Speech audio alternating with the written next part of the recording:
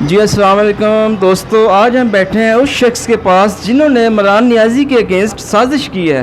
آج ہم ان سے جاننے کی کوشش کریں گے کہ انہوں نے سازش کیوں کی ہے۔ جی جناب بتائیے گا ہمیں کہ آپ نے سازش کیوں کی ہے۔ بسم اللہ الرحمن الرحیم۔ میرا نام آصف نظامی ہے اور میرا تعلق اندرون شہر سے ہے۔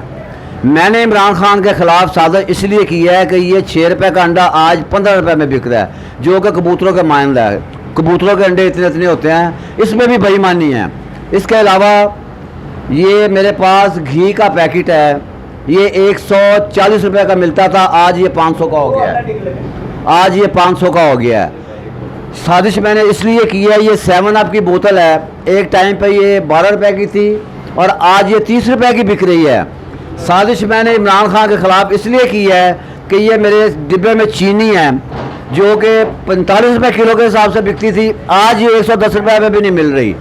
اور میں عمران خان کو یہ ایک پیغام دینا چاہتا ہوں کہ جو جتنی تیرے ساتھ ہو چکی ہے آج، اور میرا خیال ہے اس سے زیادہ نہیں ہو سکتی۔ آپ کے دوست جو ہیں، آپ کے اتحادی جو ہیں، وہ آپ کو چھوڑ کر چلے گئے ہیں صرف آپ کی زبان کی وجہ سے، جو آپ ٹی وی پہ بیٹھ کے لینگویج استعمال کرتے ہو اور آپ ہر بندے کو برا بھلا کہتے ہو۔